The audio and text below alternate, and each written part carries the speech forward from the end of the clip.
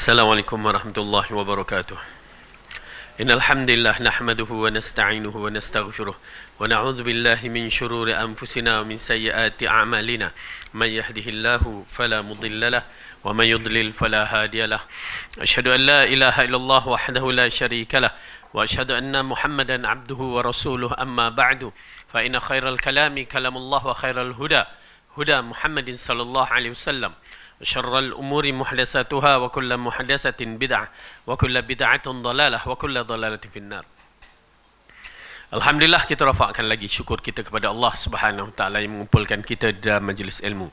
Di antara majlis yang terbaik untuk menjadi bekalan kita di hari yang mana tidak ada lagi amalan yang boleh kita lakukan melainkan kita menerima daripada ganjaran ataupun balasan yang kita lakukan di muka bumi.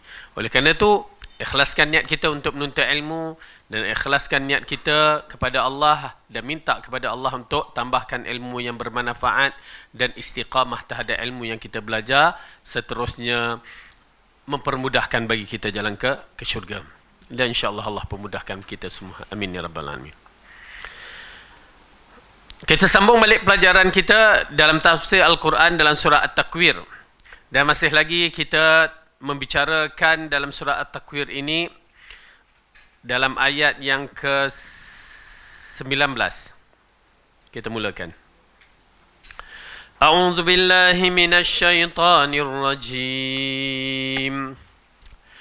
Innahu laqaulu rasulin karim dzi quwwatin 'inda dzil 'arsy makin muta'in samma amin wa ma sahibukum bimajnun walaqad ra'ahu bil ufuqil mubin wa ma huwa 'alal ghaibi bidanin wa ma huwa biqauli syaitanir rajim fa aina tadhhabun in huwa illa dzikrul lil alamin liman syaa'a minkum an yastaqim wa ma tasyaa'una illa an yasha'a Allahu rabbul alamin.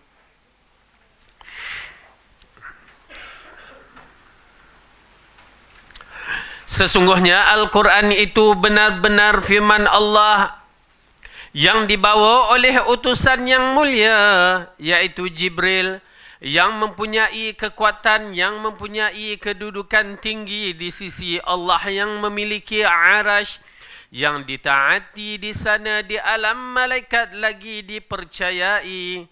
Dan temanmu itu, yakni Muhammad, bukanlah sekali-kali orang yang gila. Dan sesungguhnya Muhammad itu melihat Jibril di ufuk yang terang. Dan dia Muhammad bukanlah orang yang bakhil untuk menerang yang ghaib.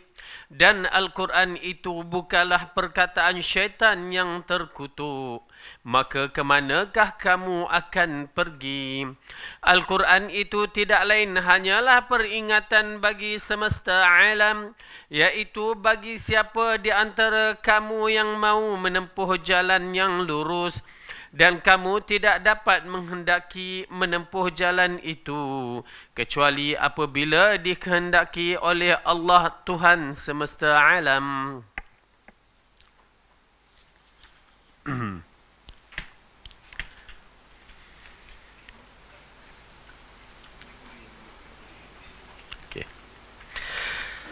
Baik, pada pelajaran lepas kita telah bicarakan tentang kalimah ayat wal laili idza as'as was subhi idza tanaffas, dan kita telah menerangkan sedikit sebanyak beberapa hukum fiqh yang mana berkaitan mereka-mereka yang misalan terlambat sahur last minute, kaedah-kaedah bagaimana kita berhadapan dengan perkara tersebut. Baik. Kemudian di sini Allah mengatakan innahu laqaulu rasulin karim. Yakni Imam Ibn Kathir mengatakan Al-Quran dibawa oleh Jibril dan bukan hasil dari kegilaan. Sesungguhnya Al-Quran itu benar-benar firman Allah yang dibawa oleh utusan yang mulia. Okay.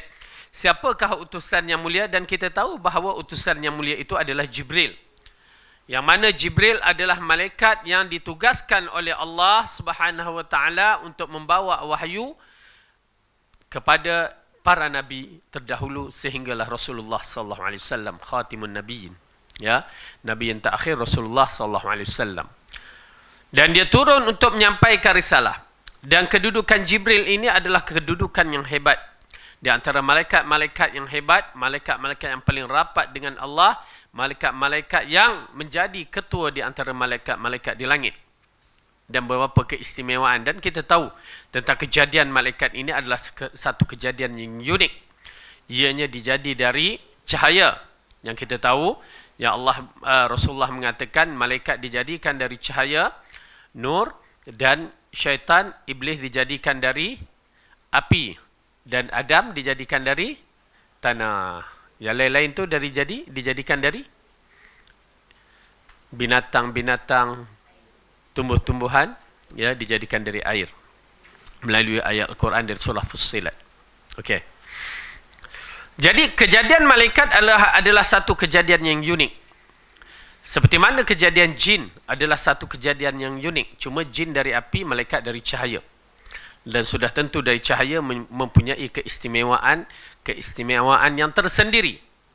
Namun hari ini kita akan membicarakan sedikit tentang malaikat Jibril alaihissalam. Ia merupakan malaikat yang terpilih untuk menyampaikan risalah ataupun menyampaikan firman Allah dari Lauh Mahfuz kepada Rasulullah sallallahu alaihi wasallam. Baik. Jadi di sini Imam Ibn Kathir mengetengahkan maksudnya Al-Quran itu adalah wahyu Allah yang disampaikan oleh satu utusan yang mulia, iaitu malaikat yang mulia, rupawan lagi tampan. Dia letakkan rupawan lagi tampan, Jibril alaihissalam. Demikian pendapat Ibn Abbas radhiyallahu anhuma, Asy-Sya'bi, Maimun bin Mihran, Al-Hasan, Qatadah Ar-Rabi' bin Anas Ad-Dahhak dan lain-lain. Ya, kenapa dia mengatakan bahawa malaikat Jibril yang mulia, rupawan lagi tampan, ya, Jibril alaihissalam. Dan nanti kita akan bertemu dalam ayat-ayat yang berikut ini tentang berkaitan dengan Jibril. Ala kulli hal, kita tengok yang pertama kejadian malaikat seperti mana Allah katakan dalam Al-Quran dalam surah Fatir. Okey. Surah Fatir, surah yang ke-22, juzuk ke-22, surah yang ke-35.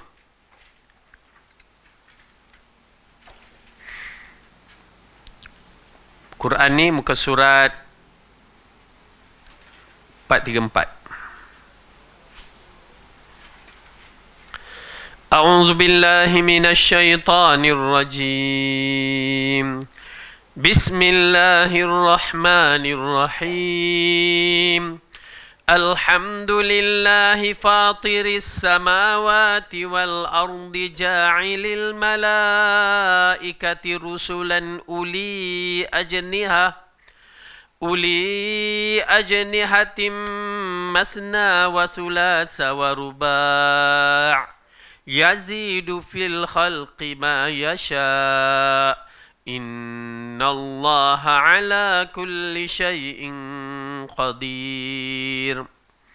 Segala pujian bagi Allah pencipta langit dan bumi yang menjadikan malaikat sebagai utusan-utusan yang mempunyai sayap. Masing-masing ada 2, 3 dan 4. Allah menambahkan pada ciptaannya apa yang Dia kehendaki. Sesungguhnya Allah Maha berkuasa atas segala sesuatu. Baik.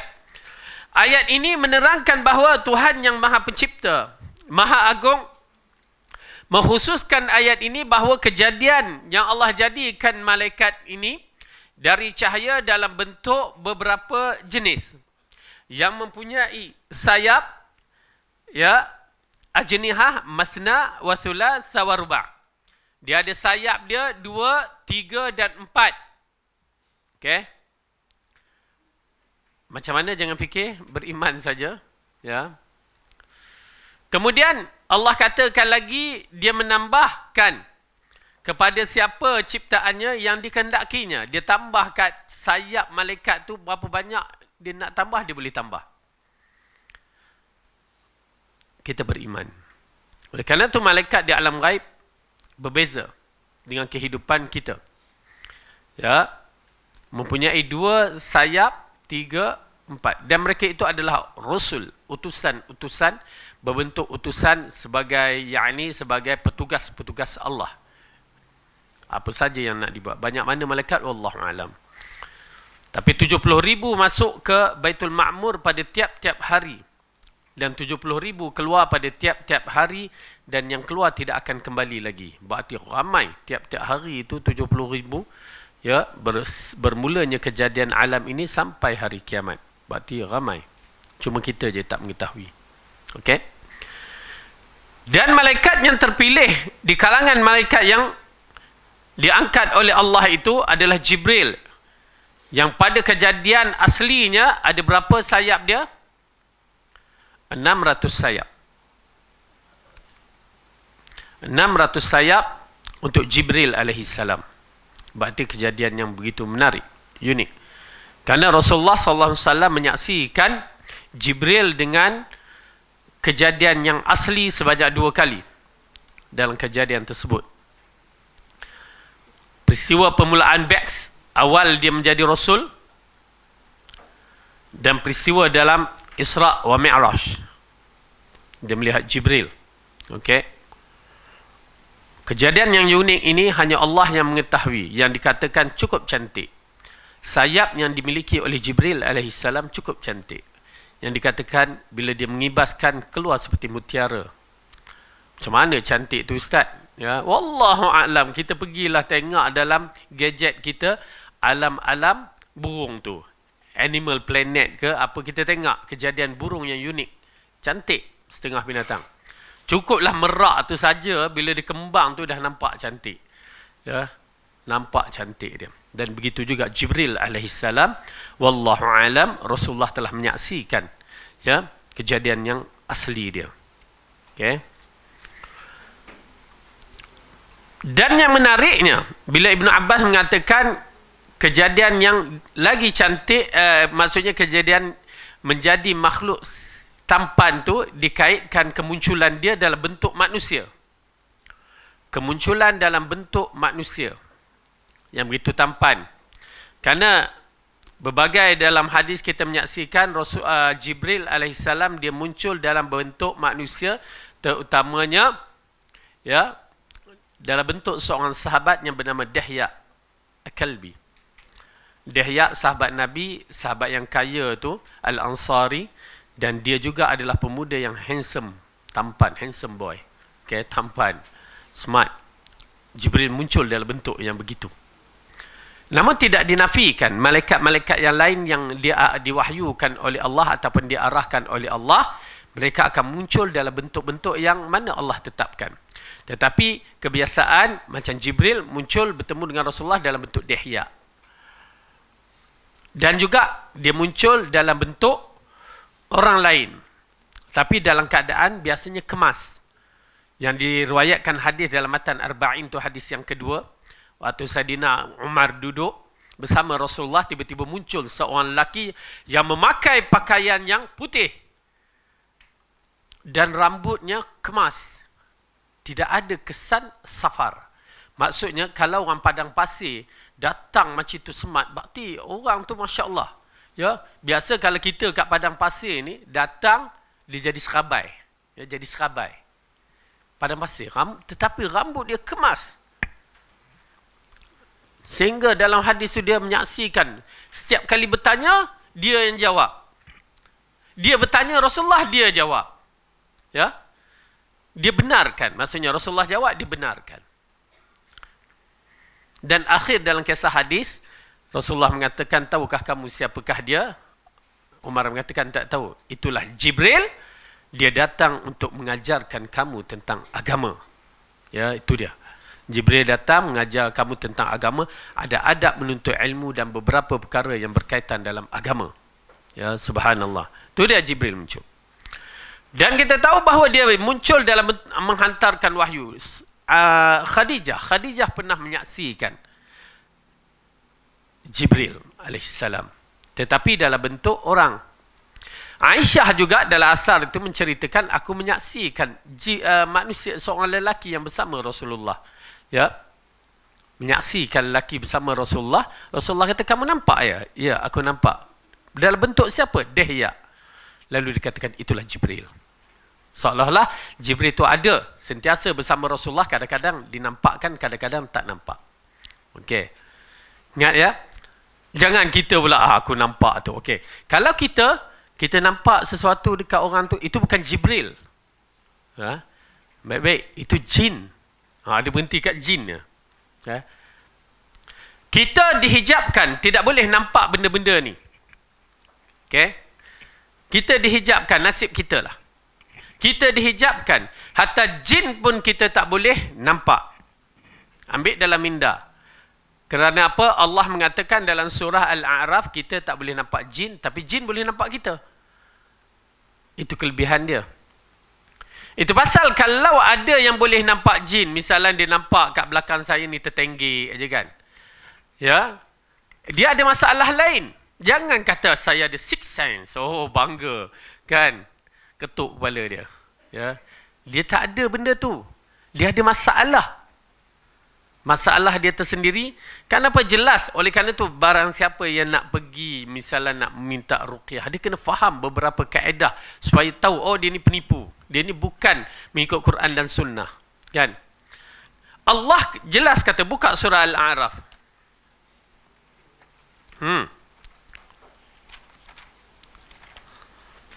Okey, surah Al-A'raf, juzuk yang ke-8, ayat yang ke-27. Muka surat 153. Berbahaya. Kerana pada zaman ni, bila dia katakan, oh dia boleh nampak jin. Oh, kira hebat Tok Syekh tu. Tok Syekh tu pula pakai serban. Ya, janggutkan sikit. Ya, cakap Arab, ana unta. Masya Allah. Terus terima. Okey. Ayat 27 Allah berfirman, a'udzubillahi minasyaitonirrajim. Ya bani Adam la yaftinannakumus syaitanu kama akhraja abawaykum minal jannah. كما أخرج أبويكم من الجنة ينزع عنهما لباسهما ليريهما سوآتهما إنه يراكم هو وقبيله من حيث لا ترونهم إنا جعلنا الشياطين أولياء للذين لا يؤمنون. Wahai anak cucu Adam, janganlah sekali-kali kamu tertipu oleh syaitan sebagaimana dia telah mengeluarkan ibu bapamu dari syurga dengan menanggalkan pakaian kedua-duanya untuk memperlihatkan auratnya. Okey. Sesungguhnya dia dan pengikut-pengikutnya dapat melihat kamu daripada suatu tempat yang kamu tidak boleh melihat mereka. Itu dia. Ayat yang penting mengisyaratkan kita tak mampu untuk melihat dia. Itu pasal bila diceritakan dalam bab-bab ni kisah hantu, ya. Kenapa? Kita tak percaya sebenarnya. Kisah hantu, kita nampak hantu. Kalau dulu kat kampung tu dia hantu langsuinya, lagi hantu apa? Hantu raya, hantu padi, berbagai-bagai istilah yang dikatakan. Saya duduk di kampung tak pernah jumpa, tapi saya takut waktu dulu. Kan? Waktu tak belajar, takut. Tak pernah jumpa, tak pernah, hatta sampai sekarang pun kita tak pernah jumpa. Dia kata jangan action ustaz, ya. Lah, kita kata memang tak ada. Memang tak ada. Syaitan, okey, kita terima ada. Hantu tu. Kerana masyarakat kita takut kepada hantu. Lebih takut daripada Allah. Akhir kesannya. Kerana apa? Buktinya, bila mereka kata ada hantu, mula mereka buat benda khurafat. Nak baca tu, buat kenduri itulah, penyembelihan. Nampak tak? Syirik. Oleh kerana tu, menakut-nakutkan orang dengan ataupun anak-anak dengan hantu adalah perbuatan mengajar syirik. Dosa besar. kabair. Jangan ajar. Ajar satu bab, kita biar anak-anak kita tengok cerita hantu, cerita seram, berdosa kita. Alah ustaz, syok-syok. Dah, kita sangka syok-syok. Kesan dia, saya tengok seorang hamba Allah tu, ya, rumah banglo, Masya Allah, anak dia dah lepasan IPT. Lepas tengok cerita hantu, rumah besar kan, 2 tingkat, dia duduk kat atas. Ustaz, dia takut nak pergi tandas seorang-seorang. Kesan dia. Pasal benda syirik. Habis yang diceritakan datang dari mana? Okey, di situ kita mengatakan bahawa sebenarnya berpunca daripada dapat melihat benda tu. Kita kalau sihat, kita takkan nampak. Kalau macam ni nak nampak, takkan nampak. Dan kalau tak sihat, maksudnya kena rasuk, kita akan nampak. Puncanya, orang yang dapat lihat ini adalah kesan kena rasukan. Syaitan tu tumpang, jin tu tumpang dalam tubuh badan, dia pinjam mata, dia tengok kawan-kawan dia. Itu pasal kita nampak. Faham tak? Dia ambil, dia tumpang dalam tubuh badan kita, dia tengok kawan-kawan dia melalui pandangan dia. Dia nampak lah. Dia nampak. Jadi, bila kita nampak, berarti kita bermasalah. Bukan kita yang jadi bomoh. Bukan kita yang mengubatkan orang. Kerana kalau dia kata dia nampak, berarti dia perlu berubat, bukan dia mengubat. Kalau orang yang sihat, berdalilkan Al-Quran, kita tak nampak. Ini siap. Nak tangkap. Ui, dapat. Ya, masuk. Kan? Masuk dalam botol lah, apalah. Ya, pasal apa nak gosok nanti dia keluar, kan? Itu pasal, maaf kata, cerita Aladdin adalah cerita syirik sebenarnya. Yang ditengok oleh anak-anak kita. Pasal apa? Kisah jin itulah. Tapi seronok kan? Tengok. Yang real pula tu ceritanya. Ya. Pasal permintaan mereka. Sedangkan Allah kata Allah yang memperkenankan permintaan. Tiba-tiba jin memperkenankan apa saja. Syirik tak? Ui, kabair tu. Ya. Kita bagi anak kita tengok. Dan kesan minda anak kita mencari-cari kot-kot ada apa? Tekoi apa orang sebut? Tekoi ke apa? Orang Perak tekoi je lah kan. Kok nak boleh gosok keluar jin, kan? Minda, rosak. Satu nasihat lah, kan? Wallahualam, kita nampak bendanya begitu. Elakkanlah cerita-cerita berunsur syirik ni. Okey? Jadi di sini mengisyaratkan kepada kita, syaitan, jin kita tak boleh nampak. Kalau kita sakit, maka kita nampak. Dan adakah jin ini akan muncul dalam bentuk-bentuk yang kita katakan langsui apa semua? Kita nampak tak ada. Cuma perasaan saja. Kadang-kadang orang kata ada imbasan-imbasan, ya, itu semua mungkin kita dirasuk, itu je. Atau imbasan, wallahu alam. Okey, satu. Dan kedua, kerana apa? Dia pernah muncul dalam bentuk yang beberapa perkara. Iblis pernah muncul dalam beberapa perkara. Dan pernah jin muncul di Madinah dalam bentuk ular. Kan? Kita tahu kisah yang jin muncul dalam bentuk ular. Di zaman Rasulullah SAW waktu perang Khandaq.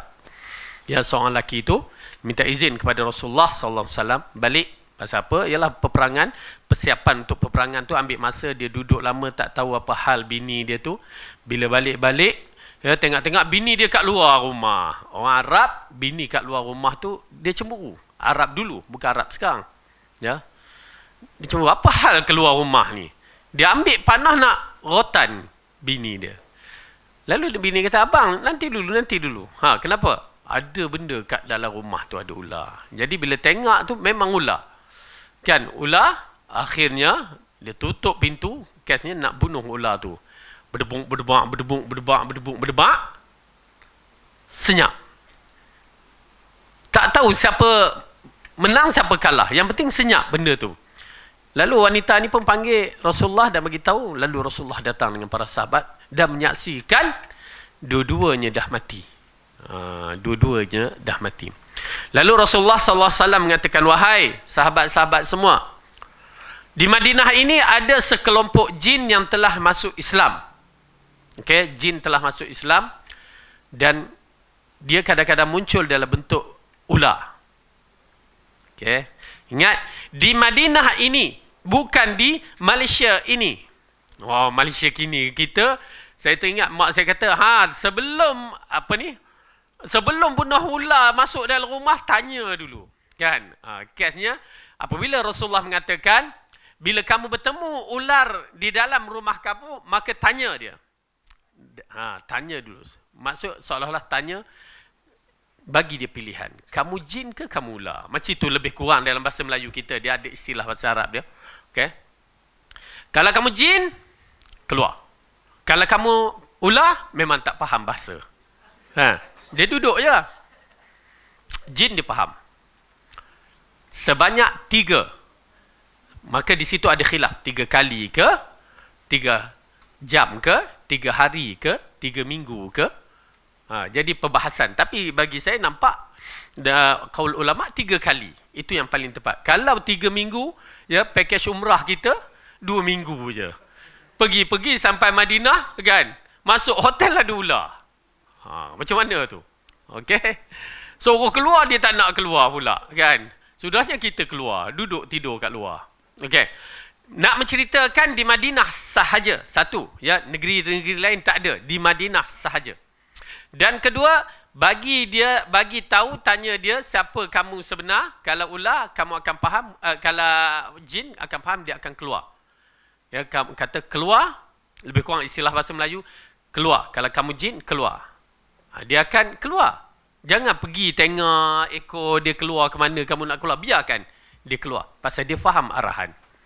Kalau dia tak jin, maka dia tak faham arahan, boleh bunuh. Tapi dengan syarat 3 kali. Paling kurang 3 kali. Okay.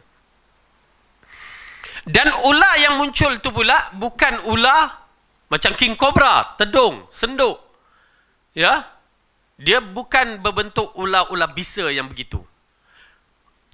Kalau dia muncul, kalau jin, dia akan muncul dalam bentuk seperti ular sawa yang tidak berbisa. Ya, ular sawa kan tak bisa, dia hanya belit, digigit belit je. Tetapi kalau ular-ular yang berbisa, yang jenis patuk mati, itu tak payah tanya. Ya, pergi cari kayu, ketuk tu. Kerana ular ni berbahaya. Ya, ular bisa ni, sehingga Rasulullah SAW dalam solat pun membenarkan kita berhenti bunuh ular tu. Kalau ular bisa. Okey, jadi ini di antara perkara yang menarik. Dan agak menarik kejadian jin menuju kejadian ular. Benda ni ghaib. Kan? Ghaib. Di alam ghaib. Macam kita berhadapan dengan oksigen. Ya, ghaib tak? Kita tak nampak. Maksud ghaib di sini, kita tak boleh tengok dengan mata kepala kita. Melainkan menggunakan alat-alat tertentu. Oksigen yang ada depan kita ni. Hidrogen, karbon dioksida, karbon monoksida tu. Okey? Semua tak boleh kita nampak. Tapi dia ada. Dan jin pun begitu tabiatnya. Dia di alam yang kita tak boleh nampak. Tetapi itu pasal jin senang dia nak berubah menjadi makhluk macam kita ni. Dia memerlukan satu kekuatan yang amat sangat, gabungan molekul-molekul itu sehingga menjadi jisim seperti kita. Memerlukan kekuatan. Kekuatan yang macam mana? Wallahu a'lam. Kita pun sukar untuk memahaminya. Seperti hidrogen H2O yang boleh jadi air itu. Macam mana Allah cipta? Wallahu a'lam. Tapi kekuatan tu memerlukan satu kekuatan, kemampatan sehingga molekul-molekul itu bergabung menjadi jisim seperti kita. Dahsyat. Pasal dia, lepas tu risiko dia akan dibunuh. Kalau silap, dia akan dibunuh. Itu yang bukan senang. Tiba-tiba orang boleh nampak jin lah meloncat, itulah inilah. Penipuan dalam menyesatkan akidah ummah. Okey? Jadi itu dia jin. Dan malaikat pun begitu. Malaikat ialah tidak mampu untuk melakukan melainkan dengan izin Allah. Dia nak menukarkan dari alam cahaya menjadi alam manusia ni, memerlukan kekuatan sebenarnya. Ya, hanya Allah yang mengetahui dalam bab ini. Cuma kita nak menceritakan, mengingatkan beberapa perkara tentang kejadian malaikat, kejadian manusia, dan juga jangan tertipu kejadian jin, supaya jangan tertipu dengan orang yang mengatakan boleh nampak jin tu. Ya, semudah tu. Baik. Jadi Jibril alaihissalam yang Allah ceritakan dalam surah Fatir, kejadian malaikat ini, Jibril alaihissalam kejadiannya unik, ianya mempunyai 600 sayap. Bagaimana? Wallahu alam, Rasulullah, Allah yang mengetahui, dan Rasulullah pernah melihatnya. Orang yang lain tak pernah melihat. Ya, tak usah ceritalah kalau kita tak pernah melihat. Okey. Kemudian Di antara tugas Jibril ini, apabila Allah meletakkan dia, sesungguhnya Al-Quran itu benar-benar firman Allah yang dibawa oleh utusan yang mulia. Allah berikan keistimewaan Jibril dengan membawa Al-Quran ke muka bumi. Ya, memang Jibril bawa wahyu, kita tahu kisahnya. Apabila Rasulullah menerima wahyu yang pertama Iqra tu, dia berjumpa dengan Waraqah ibn Naufal, bapa saudara Khadijah yang beragama Nasrani pada ketika itu, yang dikategorikan ahli kitab yang tidak musyrik. Ahli kitab berada di atas jalannya. Betul. Lalu bila diceritakan kepada Waraqah ibn Naufal ini tentang kisah Rasulullah menerima wahyu, lalu dia mengatakan, wahai Muhammad, itulah namus, yakni satu kalimah bahasa dalam bahasa mereka yang telah turun kepada Musa yang menyampaikan Taurat itu, wahyu. Jadi istilah itu difahami. Itulah Jibril alaihissalam yang turun membawa wahyu kepada setiap nabi. Setiap nabi dibawakan oleh Jibril alaihissalam. Penghormatan kepada Jibril. Okey? Dan dia juga digelarkan Ruhul Amin. Ya. Dan dia juga dikatakan turun. Selepas wafat baginda, dia tidak turun membawa wahyu. Dia hanya turun, dikatakan qaul ini, ulama mengatakan dia turun bila? Setahun sekali. Okay, pada bulan Ramadan. Pada malam Lailatul Qadar. Okay, yang disebutkan dalam Al-Quran, kita tengok surah Al-Qadar. Kat mana ya? Cari sendiri.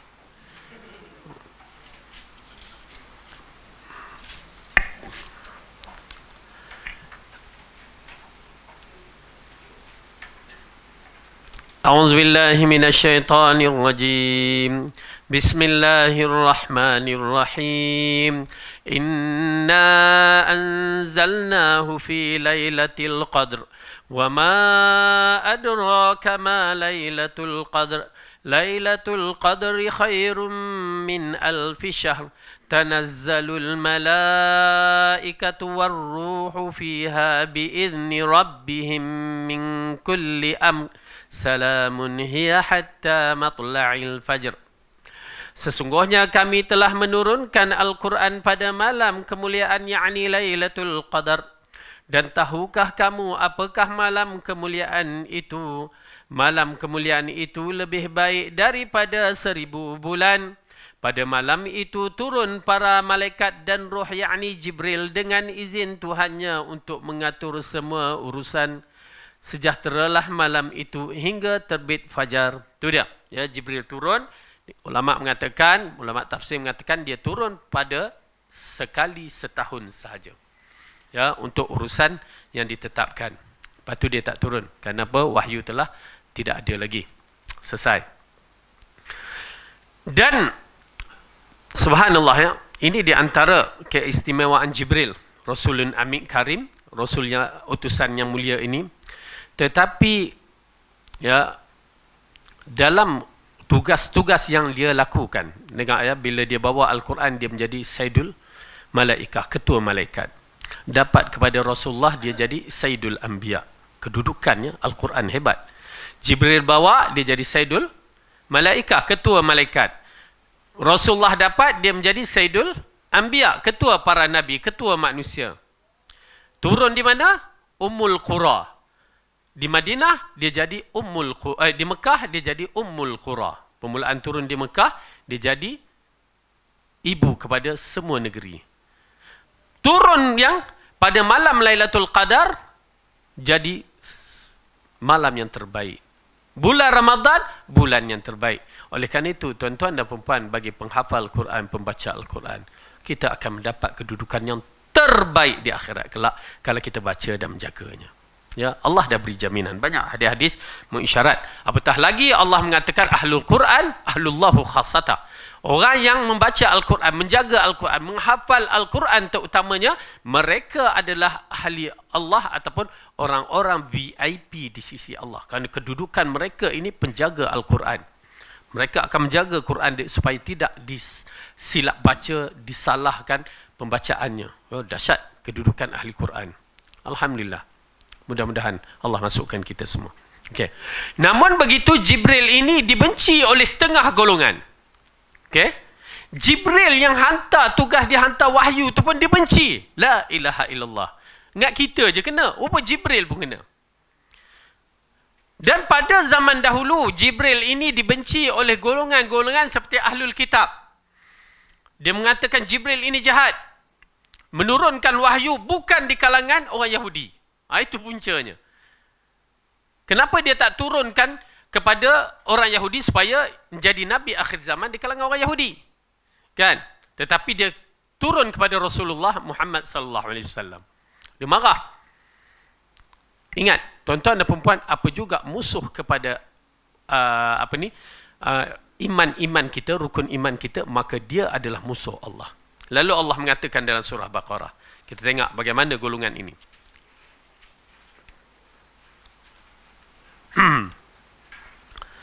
Dalam surah Baqarah juzuk yang pertama, Allah menceritakan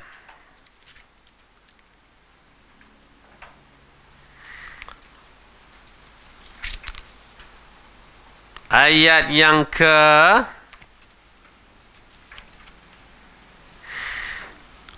kita ambil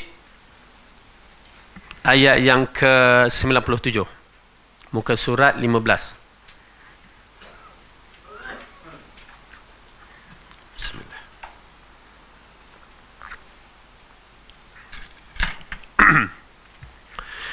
A'udzu billahi minasy syaithanir rajim. Kul man kana aduwwan li Jibril fa innahu nazzalahu ala qalbika bi iznillah musaddiqan lima baina yadayhi wa hudan wa busyra lil mu'minin. Katakanlah wahai Muhammad, barang siapa yang menjadi musuh Jibril, maka ketahuilah bahawa dialah yang telah menurunkan Al-Quran ke dalam hatimu dengan izin Allah, membenarkan kitab-kitab yang terdahulu dan menjadi petunjuk serta berita gembira bagi orang-orang yang beriman. Okey, ini ayat ni mengisyaratkan bahawa Jibril menurunkan wahyu sehingga terlekat dalam hati Rasulullah sallallahu alaihi wasallam atas program ataupun atas izin Allah. Nampak tak? Jibril mengikut arahan. Para malaikat semua mengikut arahan Allah. Tak ada seorang pun malaikat yang ingkar arahan Allah. Okey? Jibril menurunkan wahyu dengan izin Allah. Kalimah tu amat penting, tuan-tuan dan perempuan. Setiap huruf Quran tu mempunyai makna dia tersendiri. Ya, bukan Jibril suka-suka je nak buat. Tak. Dia buat atas arahan Allah dengan izin Allah. Itu pasal bila Rasulullah sampai kat Rasulullah, Rasulullah menyampaikan seperti mana Allah nak. Itu kalimah tu tak boleh diubah. Bukan suka-suka hati Rasulullah nak menyampaikan. Ya, tabiat Rasulullah seperti Jibril menyampaikan. Sebiji disampaikan. Tiba kat kita, suka hati akulah. Kan, aku pun orang Islam juga. Nak bagi pandangan, amboi. Dengan Islam tu boleh bagi pandangan suka hati. Tak. Terpaksa keaslian Islam kita hilang. Disebabkan orang-orang yang tidak bertanggungjawab, yang bertitle para ustaz, orang jahil, tak jadi masalah. Bukan tak jadi masalah apa, memang jahil. Kan? Tetapi orang yang bertitle ulama, ini yang jahat sekali. Okey, baik. Kita akan tengok ya. Ayat yang seterusnya. Man kana aduwwan lillahi wa malaikatihi wa rusulihi wa Jibril wa Mikala fa innallaha aduwwun lil kafirin. Barang siapa yang menjadi musuh Allah, malaikat-malaikatnya, rasul-rasulnya, Jibril dan Mikail, maka sesungguhnya Allah musuh bagi orang-orang yang kafir. Subhanallah. Dua malaikat ini dimusuhi.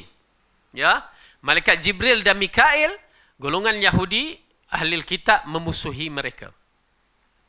Dan pada akhir zaman ini muncul golongan yang memusuhi juga Jibril. Siapa?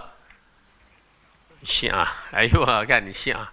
Yang kita tengok artikel seorang wanita, Masya Allah, tuan-tuan dan perempuan, kalau kita na'udzubillah min zalik kan, perempuan dengan pakai hijab apa semua ya di Indonesia tu, dia mengatakan apa? Kami beriman dengan Tuhan yang menurunkan wahyu kepada Ali. kami tidak beriman dengan Tuhan yang menurunkan wahyu pada siapa? Muhammad. Dan disalahkan Jibril kerana Jibril telah salah menurunkan wahyu. Dia arah turun kepada Ali, dia pergi turun kepada Muhammad. Bangau, kan? Na'udzubillah min zalik. Kufur, kalimah kufur yang keluar daripada mulut Syiah. Na'udzubillah. Khianat agama. Mereka tu dah kategori agama mereka sendiri. Dan wahyu dah tak guna lagi dah. Okey. Jadi oleh kerana itu mereka adalah musuh kepada Jibril. Bila mereka musuh kepada Jibril, berarti mereka musuh kepada Allah. Dan bila musuh kepada Allah, mereka musuh kepada umat Islam asalnya. Begitu kedudukannya. Tak ada beza mereka dengan orang kafir. Ya, musuh agama kita. Okey. Baik, ini di antara yang berkaitan Rasulun Amin, Jibril alaihissalam.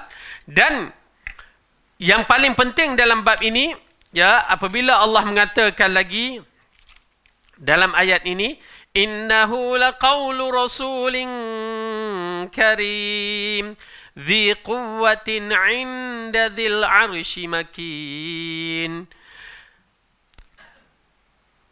Sesungguhnya Al-Quran itu benar-benar firman Allah yang dibawa oleh utusan mulia, yakni Jibril, yang mempunyai kekuatan, yang mempunyai kedudukan tinggi di sisi Allah, yang mempunyai arash, yakni dia ini Jibril mempunyai kedudukan tinggi di sisi Allah yang memiliki arash. Yang disebutkan Allah memiliki arash, dengan arti kata lain, dia termasuk malaikat muqarrabun, malaikat yang mendapat tempat yang terbaik, yakni tertinggi. Dan ingat, malaikat-malaikat inilah yang menjadi saksi kepada kitab-kitab yang ditulis bagi orang yang beriman mati. Ya, dibawa sampai langit ketujuh, dipersembahkan kepada Allah, lalu dikatakan masukkan nama, senarai nama dia di dalam kitab Illiyin, wa ma adraka ma Illiyun, kitabun marqum yashhaduhul muqarrabun, yang kitab yang tertulis, yang diukir, ditulis, takkan dipadamkan. Yang menjadi saksinya adalah malaikat-malaikat muqarrabun, dengan arti kata lain di antaranya Jibril alaihissalam. Baik. Dan perbahasan tentang arash kita tak nak bahas panjang, dan kita insya-Allah ahli sunnah kita beriman dengan kewujudan arash. Ya, beriman tak kewujudan arash? Ar-Rahmanu ala arsy istawa. Allah bersemayam di atas arash yang sifat layak baginya, dan kita beriman seperti mana yang diarahkan. Tak nak bicara panjang. Kenapa? Kita beriman. Beriman tak memerlukan perbicaraan. Beriman memerlukan keyakinan. Okey. Kemudian perbandingan arash ar-Rahman. Allah mengatakan wasi'a kursiyyus samawati wal ard. Luasnya kursi yang dikatakan. Okey. Saya beriman. Jangan fikir-fikir. Tuan-tuan dan puan, jangan fikir-fikir. Ya. Luasnya kursi. Lalu dikatakan, sahabat mentafsirkan, Ibnu Abbas mengatakan kursi ialah tempat seperti tempat letak kaki. Okay. Apa dia? Beriman saja, jangan bicara. Dan luas kursi yang disebutkan wasi'a kursiyyus samawati wal ard, luasnya kursi 7 petala langit, luasnya seperti 7 petala langit dengan 7 petala bumi. Luas sangat-sangat. Tak boleh difikirkan dengan otak kita, tetapi luas sangat-sangat jika dibandingkan dengan arash ar-Rahman, seperti jam ni ataupun gelang, ya, jam ataupun gelang diletakkan di tengah padang pasir yang paling luas, ya, padang pasir Sahara. Okay, di antara padang pasir yang paling luas, lautan Pasifik di antara lautan yang paling luas. Letakkan nilai kursi itu, bila diletakkan di tengah padang pasir, itulah nilai kursi dengan arash ar-Rahman. Berarti luas arash ar-Rahman. Besar arash ar-Rahman. Tetapi Allahu Akbar. Allah lagi besar. Okay, kita beriman tanpa banyak bicara. Okay, alhamdulillah. Jadi itu dia. Arash ar-Rahman yang kita beriman dan kita minta Allah berikan kita memiliki arash ar-Rahman. Bagaimana? Macam mana kita minta tu? Minta lindungan bayangan arash ar-Rahman. Pada hari tidak ada lindungan bayangan, ya, hanya dimiliki oleh 8 orang sahaja. Baik. Kemudian Allah mengatakan zi quwwatin 'inda dzil 'arsy makin muta'in samma amin wa ma sahibukum bimajnun. Dalam ayat ini, ya, yang ditaati di sana di alam malaikat lagi dipercayai. Malaikat-malaikat tunduk arahan, yakni mengikut arahan Jibril alaihissalam, dan teman Muhammad itu bukan sekali-kali orang yang gila. Okey. Mereka menuduh Rasulullah SAW dengan berbagai tuduhan, ahli sasra, ahli sihir, orang gila, ya. Cantik Rasulullah SAW dalam merancang sesuatu tu dengan wahyu Allah tu memang clear. Ingat tak pada hari dia nak mengisytiharkan dirinya itu adalah Nabi, yang dipanggil wahai kabilah-kabilah, dipanggil di Bukit Safa tu, kan? Dan itu yang amat penting bagi mereka pendakwah permulaan tu, amat cantik. Akhlak kita kena jaga, ya. Akhlak kita, orang percaya kepada kita itu memainkan peranan. Rasulullah berdiri di atas Bukit Safa, yang mana Bukit Safa itu bukanlah macam sekarang. Bukit Safa tu tinggi, di balik sana tak nampak apa-apa, lalu dia mengisytiharkan. Jika aku mengatakan bahawa di belakang Bukit Safa ni ada tentera bersiap sedia untuk memerangi kamu, kamu percaya tak? Dia pun terkejut lah. Semua orang waktu tu terkejut. Subhanallah, ada tentera. Perasaan takut tu kan. Lalu mereka mengatakan, kami percaya Muhammad. Kami tak pernah dapati kamu menipu walaupun sekali. Sekali pun tak pernah menipu. Subhanallah. Kan? Siqahnya Rasulullah di sisi masyarakat Arab. Dengan akhlak dia mulia, yang Khadijah kata, kamu orang yang silaturrahim, menghubung orang, buat baik pada orang. Tu di antara pujian. Kamu takkan diganggu. Waktu dia mendapat wahyu pertama tu yang takut. Kan? Jadi Khadijah ditenangkan. Penting, ibu-ibu, kalau suami dalam ngelabah tu, jangan pergi nyusahkan dia. Oh, kenapa abang, kenapa abang? Abang tu tengah, aduh penatnya, tengah stres, kita pula ngacau dia. Nah, bagi tenang, bagi air sirap ke, bagi minum dulu, tepuk-tepuk, tidur. Okey. Lalu bila dia isytiharkan, adakah kamu percaya ada tentera yang bersiap sedia? Lalu mereka mengatakan, kami percaya Muhammad, kami tak pernah mendapati kamu menipu walaupun sekali. Lalu dia mengisytiharkan bahawa aku memberi khabar kepada kamu di sana, di alam sana, adanya hari kiamat, hari yang akan menghukumkan kamu kemunculan, maksudnya syurga dan neraka. Itu yang Abu Lahab marah tu. Ingat betul lah ada tentera rupanya nak cerita bab itu saja. Sebenarnya mereka ada bab itu, mereka dah ada dah. Tetapi mereka tidak beriman. Itu je. Okay? Jadi nampak tak? Rasulullah telah mengisytiharkan dan mereka mengakui semua ya. Kalau seorang lelaki berdiri di Bukit Safa tu, mereka akan datang semua untuk mendengar, kerana tempat Bukit Safa itu adalah tempat yang penting untuk mengisytiharkan sesuatu yang penting. Semua mesti datang. Kalau tak datang, dihantar seorang sebagai wakil untuk mendengar taklimat. Tiba-tiba taklimat yang diberikan supaya beriman dengan hari akhirat. Marah mereka. Tetapi nak menceritakan, mereka telah memuji Rasulullah, kedudukan Rasulullah bersih. Tak ada jenayah, tak ada kes yang tak baik. Dan disitulah bila berlaku risalah dakwah, mereka menentang Rasulullah bukan tentang akhlak, tetapi mereka menentang kebenaran. Mereka tak tentang Rasulullah tentang perangai dia, akhlak dia ke, bab kahwin dengan Aisyah kecil ke. Mereka tak petikai, kerana itu adat pada masa itu. Mereka tak petikai tu.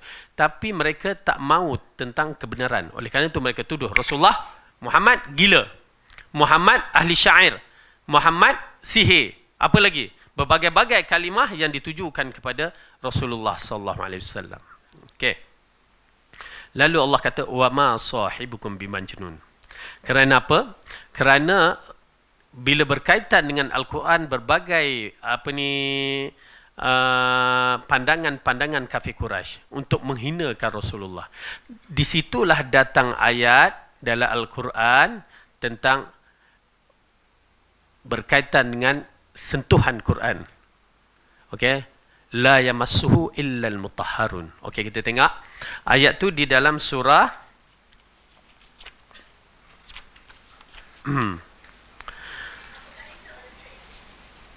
apa tu? Ayat itu dalam surah Al-Waqi'ah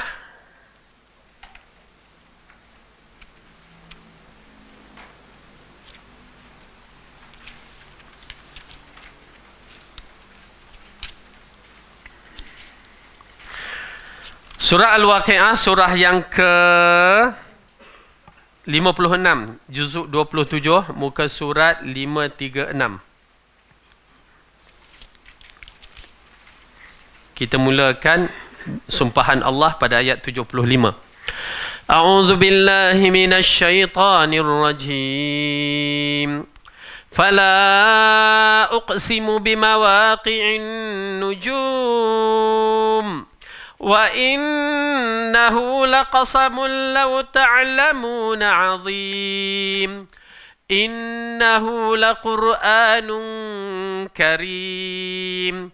في كتاب مكنون لا يمسه إلا المطهرون.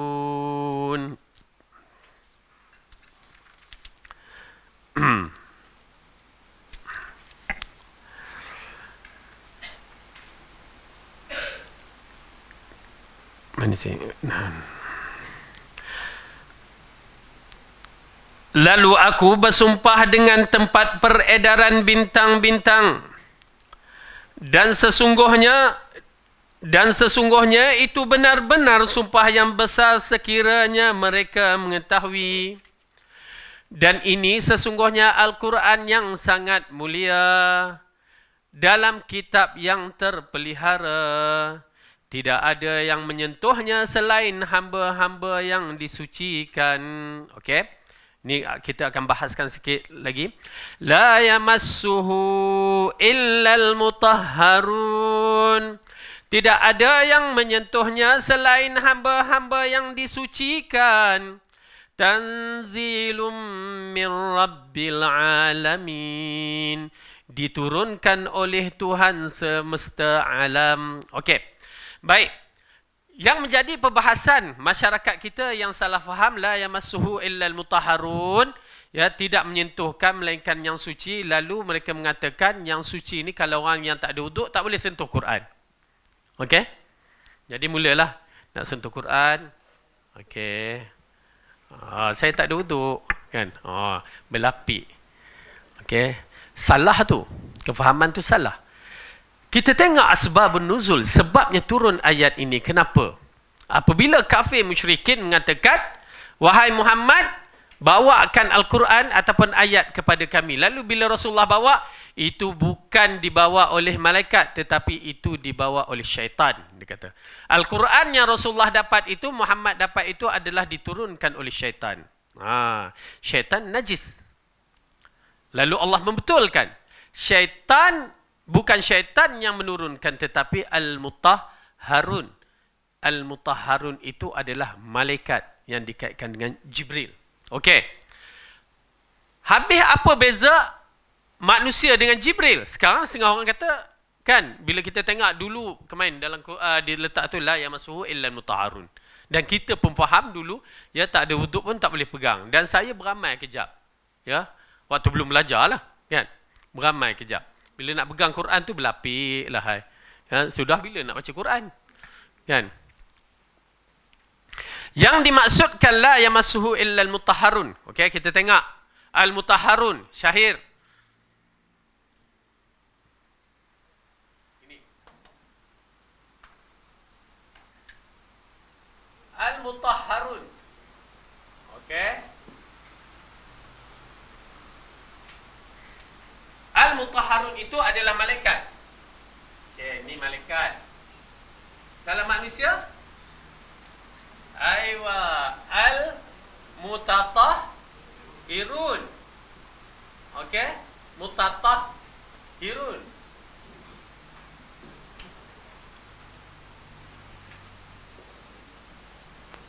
Okey, mutatahhirun ataupun mutatahhirin.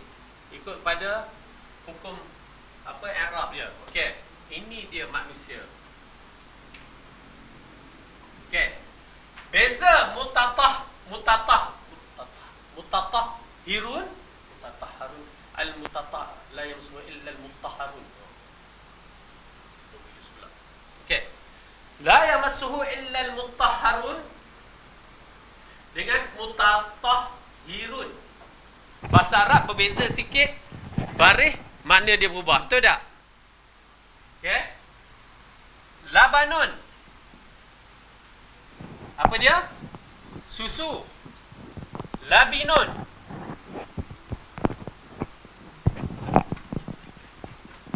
Apa beza labanun dengan labinun? Ya. Beza baris je. Labanun, labinun. Ya. Kita pun baca kitab Arab labinun. Okey, ini bila seorang itu mati maka letaklah labinun. Kita baru belajar bahasa Arab ni. Ustaz ni labinun ni. Ya, lalu dia kata susu. Sedangkan labinun tu batu-batu atau kayu yang bila mayat tu dah letak kita tutup dia. Tu labinun. Beza tak? Makna dia berubah. Labanun dengan labinun. Okey, itu baru baris, ya. Okey. Itu belum tambah harakat dia. Jamalun. Jamalun. Yang mana satu ni? Jamalun unta. Jamalun smart. Cantik. Okey. Abang Jamal, abang unta. Kalau nak panggil abang Jamal, abang Jamal, dia kena ada mak asli sikit. Barulah abang smart. Kalau tak, abang unta. Okey? Dia jadi abang Jamal. Okey, itu bahasa Arab kan. Okey. Al-mutatahhirun dengan al-mutahharun, ya. Ini adalah malaikat la yamassuhu illal mutahharun, dan ini kat mana kita dapat? Allahumma ja'alni minat tawabin wa ja'alni minal mutatahhirin. Mutatahhirin. Okey. Waw ni pasal dia hukum hukum marfu'. Okey, kalau hukum nasab tu dia akan jadi ya mutatahhirin. Okey. Nak menceritakan inilah manusia. Allah jadikan aku minat tawabin, golongan orang yang bertaubat, dan mutatahhirin, orang yang bersih. Mutatahhirun, orang yang bersih, tetapi pada malaikat mutahharun. Okey, dia yang membawa kitab ini, Jibril. Okey. Boleh nampak dah bahasa Arab? Alhamdulillah belajar sikit. Tapi rasanya ni tak susah nak dipraktikal. Yang ni boleh praktikal. Ya, panggil abang Jamal tu panjanglah sikit. Tidak abang unta aja. Baik.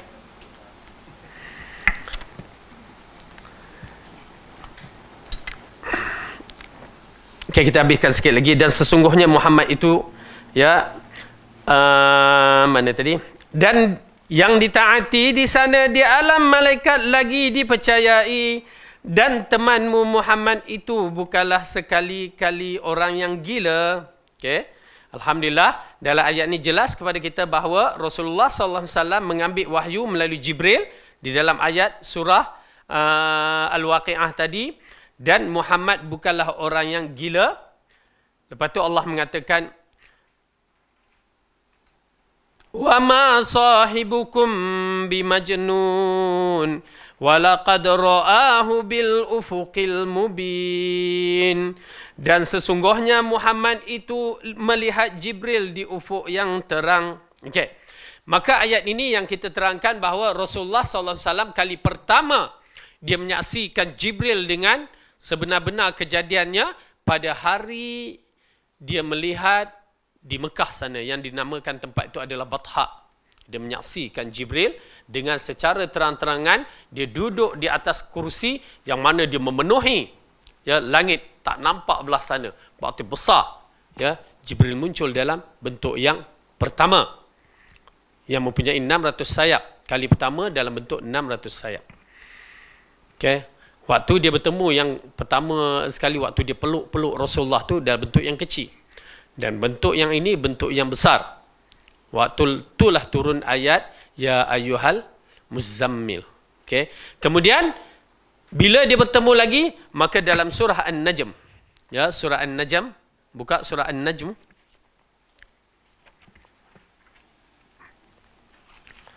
Di sini ceritanya panjang. Seperti mana yang Allah firmankan, surah yang ke-53.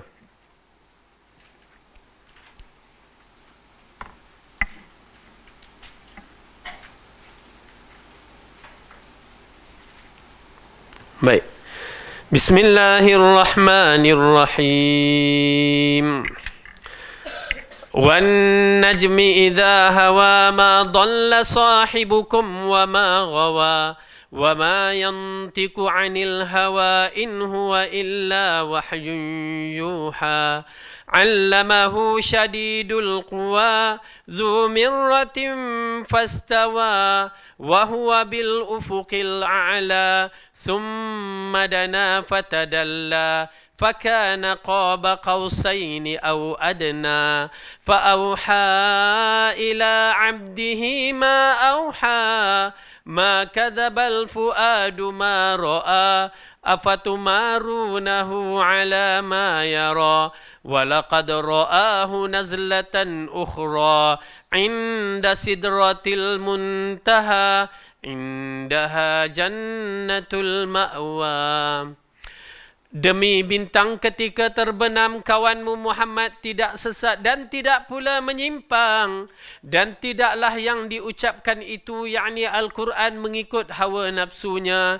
Tidak lain Al-Quran itu adalah wahyu yang diwahyukan kepadanya, yang diajarkan kepadanya oleh Jibril yang sangat kuat, yang mempunyai keteguhan. Maka Jibril itu menampakkan diri dengan rupa sebenar rupa yang elok dan perkasa, sedangkan dia berada di arah yang tinggi.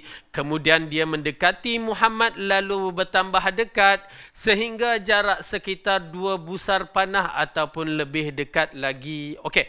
Ayat ini ulama mengatakan kejadian yang pertama, dia muncul waktu kejadian yang pertama tu nampak sebesar-besarnya, lalu dia dekat, dia pergi dekat Rasulullah dengan jarak busar panah. Anak panah tu 2 anak panah. Berarti dekat. Ya, dia menampakkan diri dia. Ya Rasulullah jadi kecut tu. Kemudian sehingga jaraknya sekitar 2 busur panah atau lebih dekat lagi. Lalu disampaikan olehnya wahyu kepada hambanya Muhammad apa yang telah diwahyukan Allah. Hatinya tidak mendustakan apa yang telah dilihatnya. Maka apakah kamu wahai musyrikin Mekah hendak membantah tentang apa yang dilihatnya? Dan sesungguhnya dia Muhammad telah melihat dalam rupa yang sebenar waktu yang lain, yaitu di Sidratul Muntaha, dekat dengan syurga tempat tempat tinggal. Okey. Maka kali kedua dalam peristiwa Mi'raj. Okey. Jadi ini dia kemunculan Jibril dalam bentuk yang asli dalam 2 tempat. Ya, permulaan risalah dakwah, dan kedua pada peristiwa Isra dan Mi'raj. Jadi al-muhim bahawa dialah yang membekalkan, menurunkan wahyu dan menyampaikan kepada Rasulullah sallallahu alaihi wasallam seperti mana yang Allah hendak, dan Rasulullah telah mengambilnya seperti mana yang Allah arahkan dan mempraktikalkan, dan tanggungjawab kita meneruskan risalah Rasulullah sallallahu alaihi wasallam seperti mana yang dikehendaki. Maka oleh kerana itu, jadikanlah kita ahli sunnah yang betul-betul mempunyai keyakinan dan kekuatan untuk mengikut Rasulullah sallallahu alaihi wasallam. Kita berhenti di sini. Wallahu a'lam bissawab. Yang baik itu datang daripada Allah, salah silap dari saya sendiri. Aqulu qawli hadza wa astaghfirullah li wa lakum. Kita bagi salam dulu. Wassalamualaikum warahmatullahi wabarakatuh. Ya, Haji.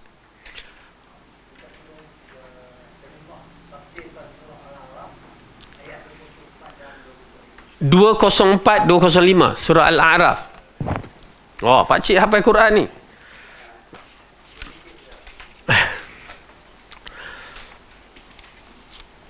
(204, 205). Ini surat nikah, surat kahwin. Oh, bukan. Okey, 204, 205. Okey. A'udzubillahi minasyaitonir rajim. وَإِذَا قُرِئَ الْقُرْآنُ فَاسْتَمِعُوا لَهُ وَأَنصِتُوا لَعَلَّكُمْ تُرْحَمُونَ وَاذْكُرْ رَبَّكَ فِي نَفْسِكَ تَضَرُّعًا وَخِيفَةً وَدُونَ الْجَهْرِ مِنَ الْقَوْلِ بِالْغُدُوِّ وَالْآصَالِ وَلَا تَكُنْ مِنَ الْغَافِلِينَ. Dan apabila dibacakan Al-Quran, maka dengarkanlah dan diamlah agar kamu mendapat rahmat. Dan ingatlah Tuhan kamu dalam hati kamu dengan rendah hati dan rasa takut, dan dengan tidak menguatkan suara pada waktu pagi dan petang. dan janganlah termasuk kamu di kalangan orang yang lalai. Okey. Dalam ayat ini bila dibacakan ya dalam surah Al-A'raf ini mengisyaratkan kita bila seorang itu membaca Al-Quran, kita dituntut untuk mendiamkan diri kita, yakni mendengar. Ya. Mendengarkan ayat Al-Quran. Tetapi ia menjadi fitnah pada akhir zaman ni, kadang-kadang di kedai pun buka Al-Quran. Pasal Al-Quran bukan buka sewenang-wenang. Ya. Dia buka Al-Quran, kita nak bersembang dah Al-Quran, Allah, masing-masing senyap aja. Ya, suami isteri pun nak bersembang tak boleh, macam pandangan pertama, hari pertama kita berjumpa. Itu masalahnya. Ya, bila dipasangkan begitu. Tetapi hukum bila Al-Quran dibaca, kita hendaklah dengar. Itu. Ya, fa'ansitu ya la'allakum turhamun fastami'u lahu wa ansitu, dengar dan senyap supaya kamu mendapat rahmat. Dengan arti kata lain, seorang itu bila membaca Al-Quran, dia dengar dan dia diam, memerhatikan, memahami ayat itu, maka dia akan mendapat rahmat, tidak dinafikan. Kemudian dikatakan berkaitan dengan ayat wadhkur rabbaka fi nafsika tadarruan, dan sesungguhnya ingatlah Tuhan dalam hatimu dengan rendahkan hati dan rasa takut.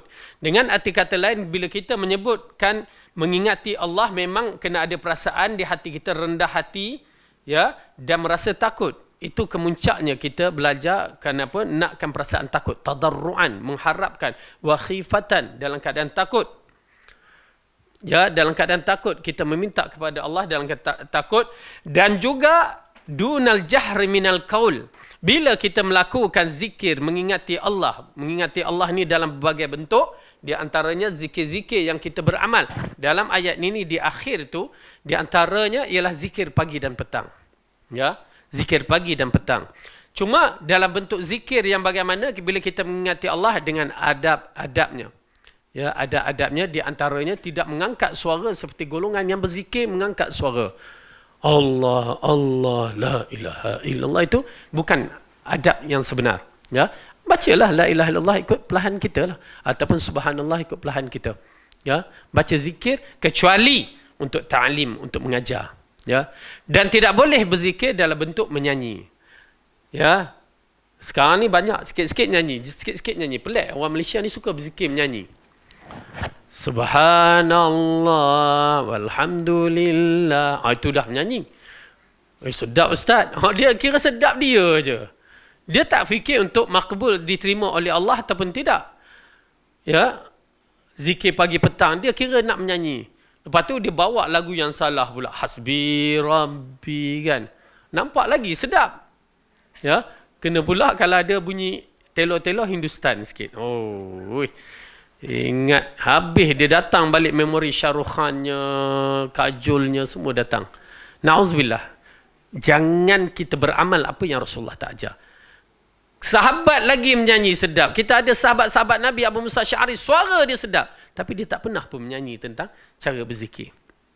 Bahkan dia pergi berjumpa Abdullah ibn Mas'ud, dia tengok orang berzikir dengan cara tak betul. Cara, lafaz betul. Dalam riwayat tu lafaz dia betul. Cara je tak betul. Berkumpul dalam kelompok-kelompok dan masing-masing memegang batu. Ataupun kelompok ada satu batu. Lalu disebutkan dalam riwayat mengatakan Allahu Akbar, La ilaha illallah, Subhanallah. Kalimah itu 3. Kalimah dah betul. Tapi cara dia tak betul. Pun tak diterima oleh Allah.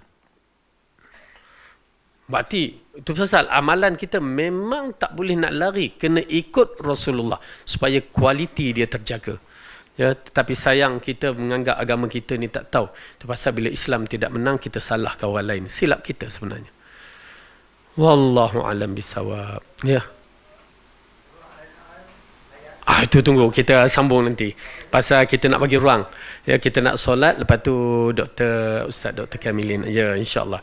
Alah, kita berdua pun tak apa. Ya.